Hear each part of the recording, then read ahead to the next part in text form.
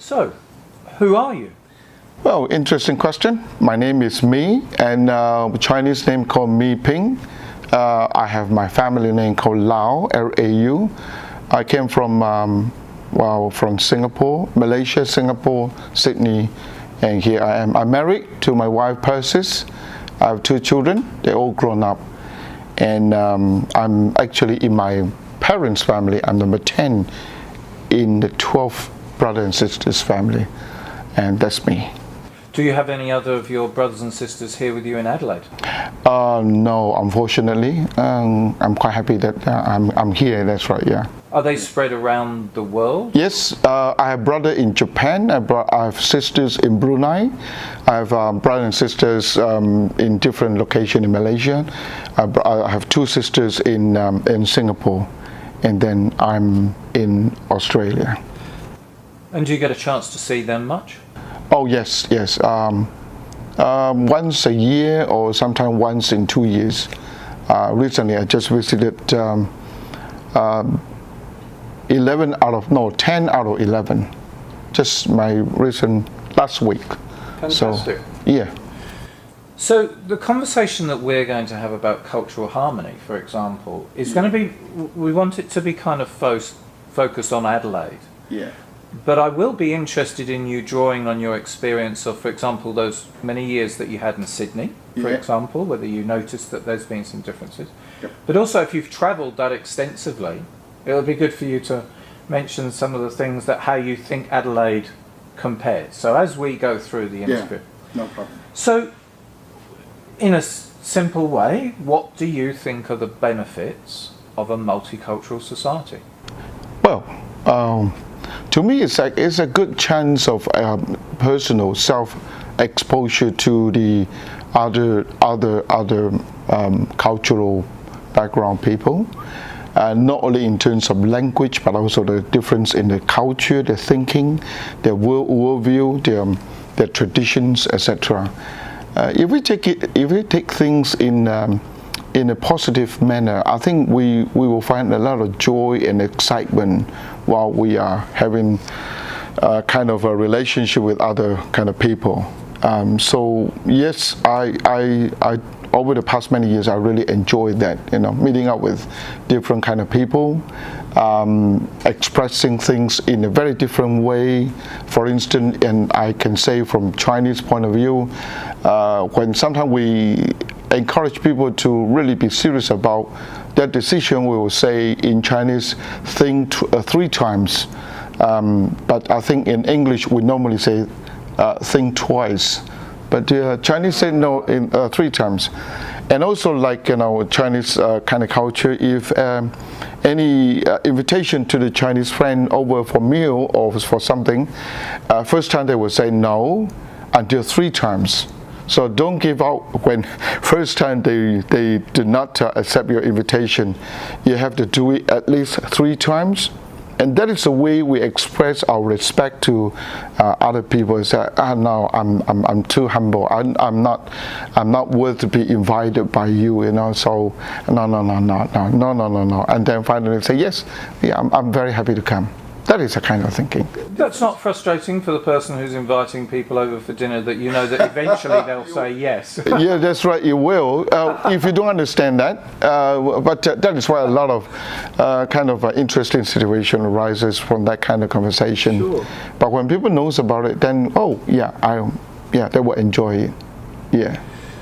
So that's the paradigm, which is, a beautiful multicultural society. Yeah. But our question that we're asking ourselves in Adelaide at the moment is, do we have cultural harmony? Well, I guess it is very difficult to give just a single type of answer.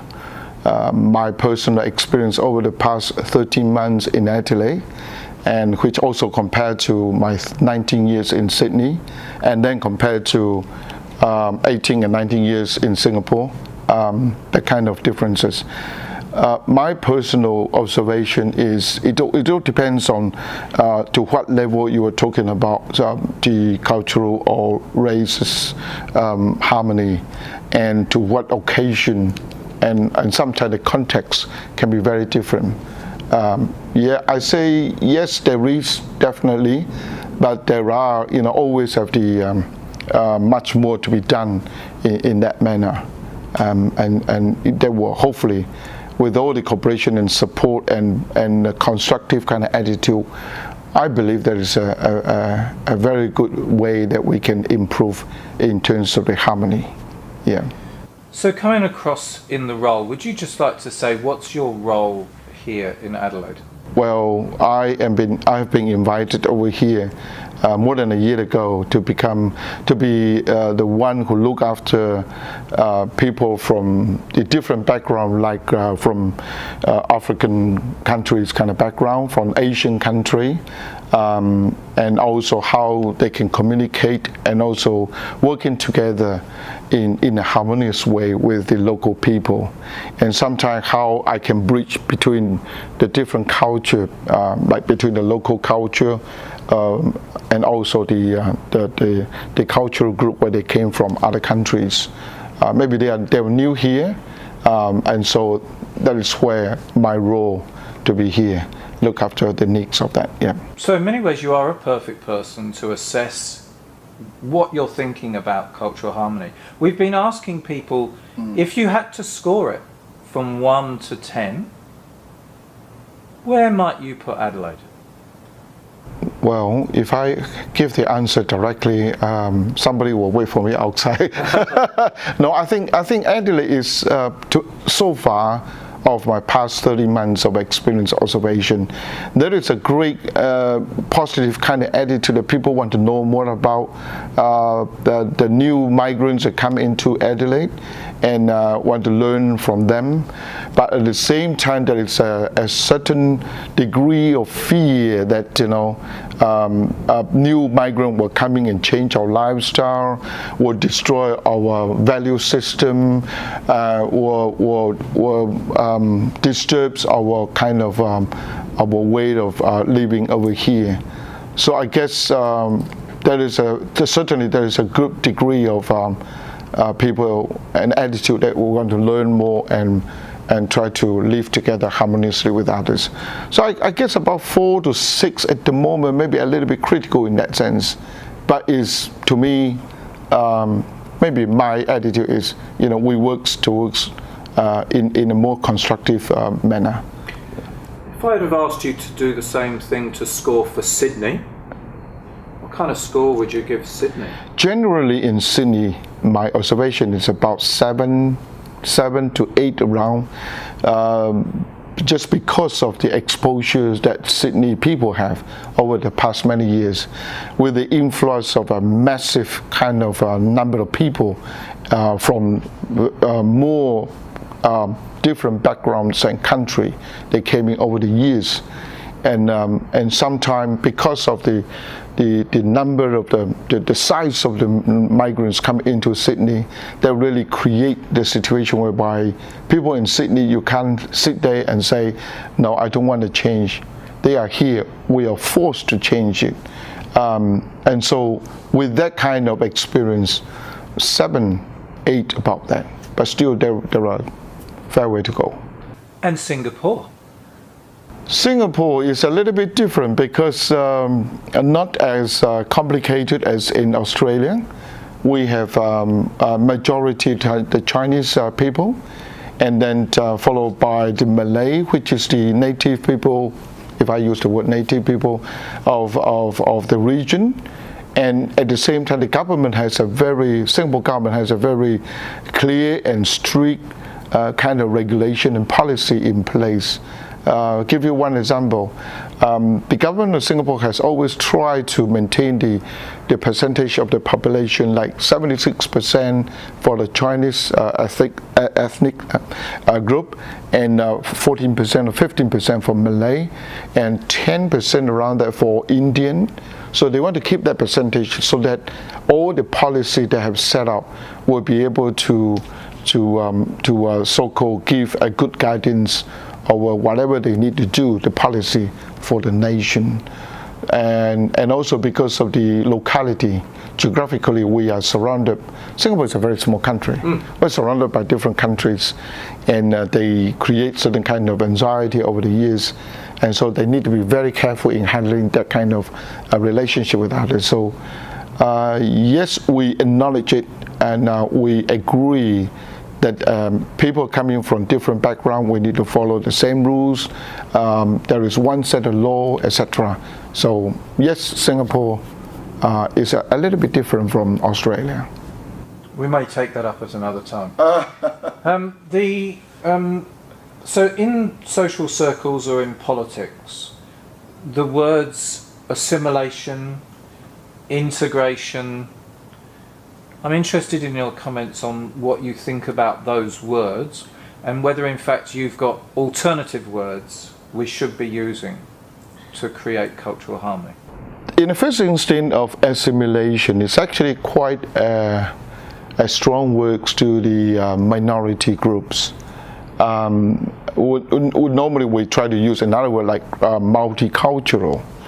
And there is a sense where people of the majority people will say, well, I acknowledge that you come from different background, you have your culture, I have my culture, they have their own culture. So we need to encourage the multicultural and cross-cultural kind of situation happen so that we will be able to know each other, etc.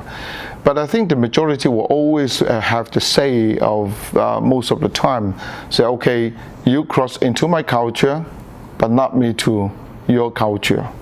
And I guess the assimilation that actually gave that kind of sense that the minority will felt, okay, if I need to assimilate myself into the big picture, big group, big major group, then I might just disappear in terms of my culture, my language, my tradition in times to come.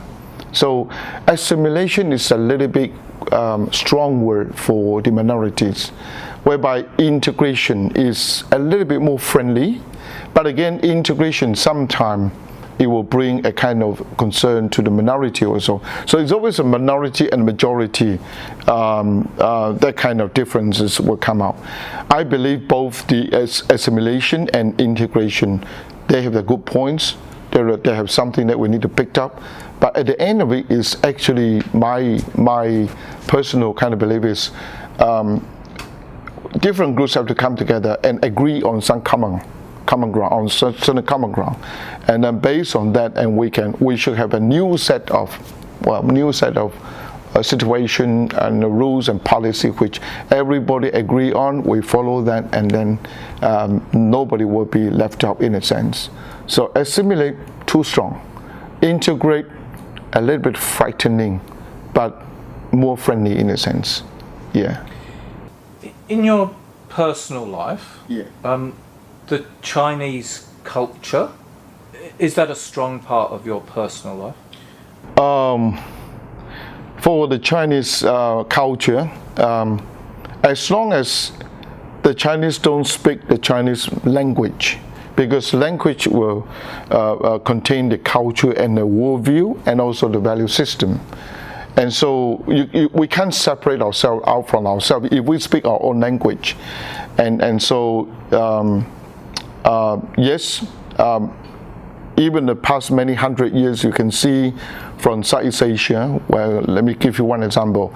About 700 years ago, the mainland Chinese, they migrated to Southeast Asia, Malaya, the Strait of Malacca, where the Chinese people married with the local Malay people. And the descendants now, they call them Peranakan, where they will wear the Malay costume, but the food and culture still very Chinese. The language can be Malay, but the thinking and worldview will still be in a very Chinese, very strong Chinese traditional value.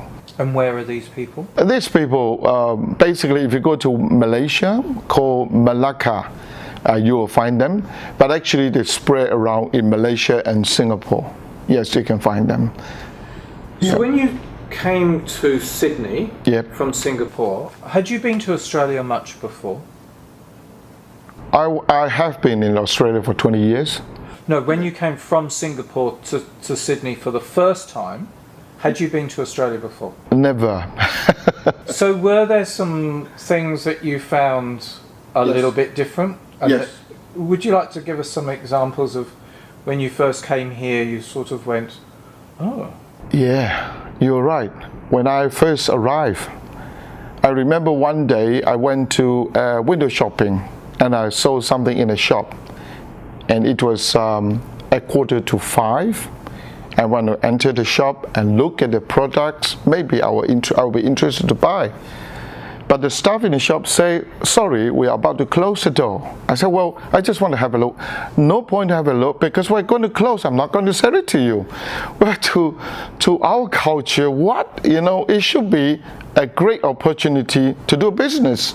You know, if you need to stay on longer, I will wait for you until we have the deal done. But no.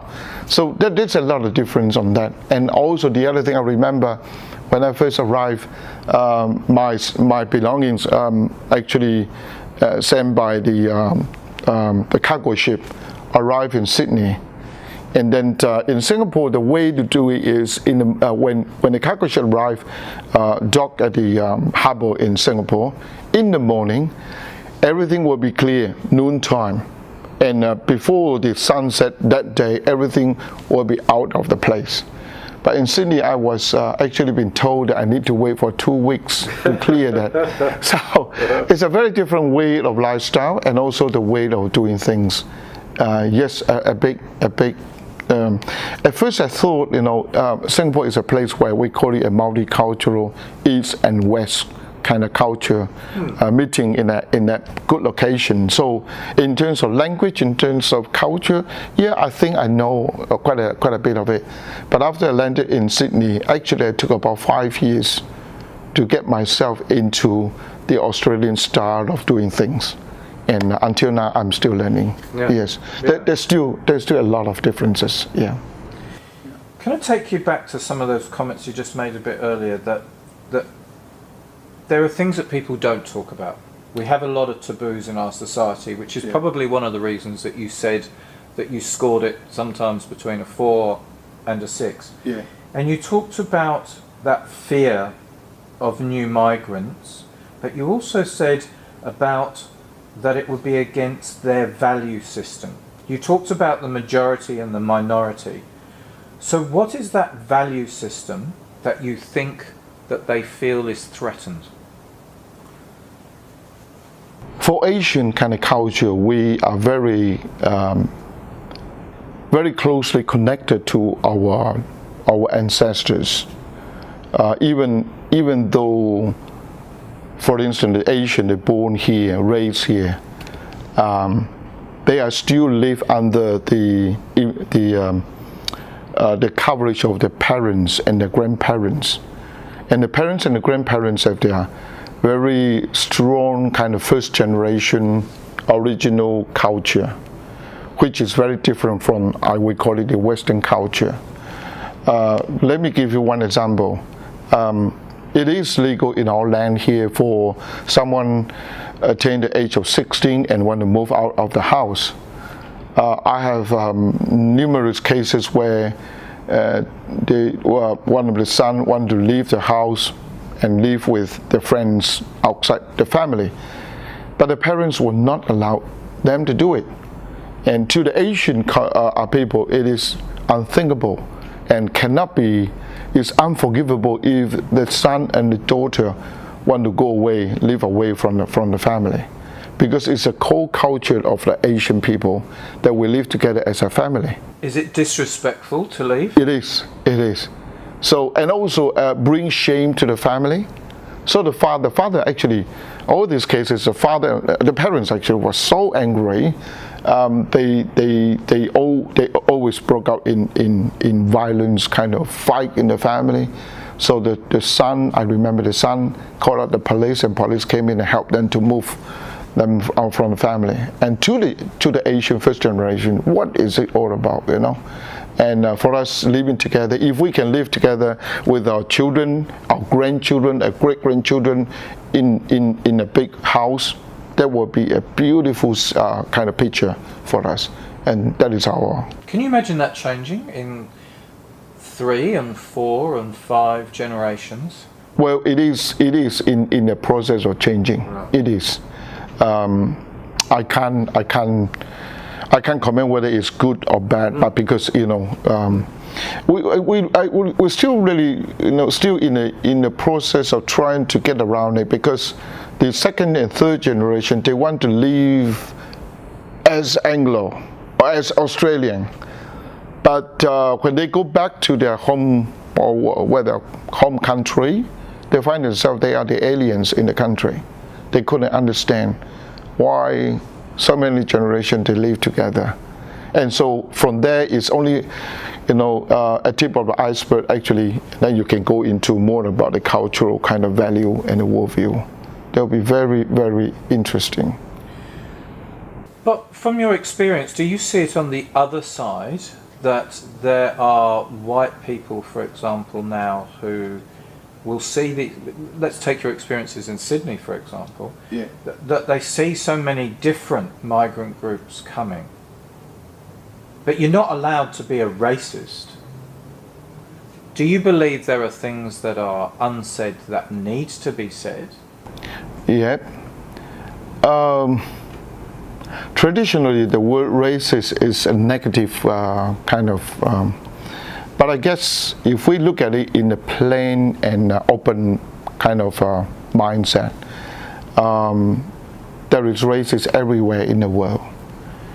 It's a matter of how we open ourselves to the new ideas, the new lifestyle, the new thinking, and then we are able to keep our own kind of value, the set of values, but at the same time we acknowledge other people have a different kind of value.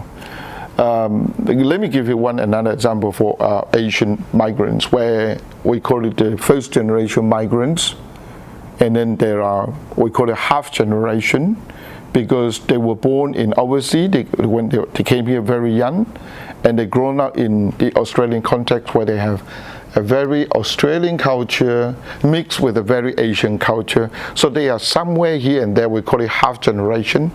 And then we have a first generation where they're born here, and they have all the way, the thinking, their expression, their value system, everything very Australian, but they are living under the cover of their first generation parents.